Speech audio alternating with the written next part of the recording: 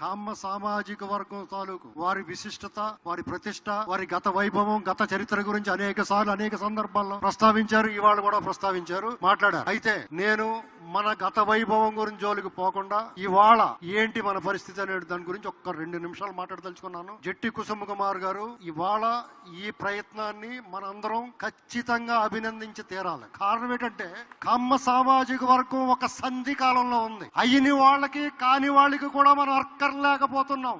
ఇది గమనించుకోవాలి. ఎందుకంటే ఏనాడు, ఆనాడైనా, ఈనాడైనా, ఏనాడైనా, ఏ రోజు కూడా మనం సమాజ హితం కోరాం. అభ్యుదయం, ఆదర్శం, 10 మందిని కలుపుగలిగే కలుపుకోరుతనం, ఉపాధి కల్పించే ఔదార్యం, 10 మందికి పెట్టాలన్న సంకల్పం, ఆశయం, మంచి బుద్ధి కలిగి ఉన్నాం మనం. ఇది కూడా నేరమా? ఒక మహాకవి అన్నట్టు నలుపు చేసిన నేరం ఏంటని. అలాగే సమాజంలో కలిసిమెలిసి బతకాలనుకుంటూ నేరంగా కనిపిస్తా ఉంది. మనం గత ఒక దశాబ్దంగా, ఒక రకంగా చెప్పాలంటే 2 దశాబ్దాలుగా ఎంతో వివక్ష గురవుతున్నాం. ఒక రాజకీయ పార్టీని, ఒక వ్యక్తిని బద్నాం చేయాలంటే కులం భుజం మీద తుపాకీ పెట్టి కలుస్తా ఉన్నారు. లేదా ఆ కులాన్ని బద్నాం చేయాలంటే ఆ రాజకీయ నాయకుల్ని, ఆ వ్యక్తుల్ని అడ్డం పెట్టుకుని ఈ కులాన్ని దూషిస్తున్నారు, కించపరుస్తున్నారు, హేళన చేస్తారు, జుగుప్సాకరంగా వ్యాఖ్యానాలు చేస్తా ఉన్నారు. దీన్ని అర్జెంట్ గా ఆపాలి. ఖచ్చితంగా మనం అందరం కూడా సంఘటితమై ఇంకోటి గమనించాలి. ఏ రాజకీయ పార్టీ అన్నా సరే కమ్మ సామాజిక వర్గాన్ని టేక్ ఇట్ ఫర్ గ్రాంటెడ్ గా తీసుకోకూడదు. రాజ్యాధికారంలో గాని, వ్యవస్థల్లోని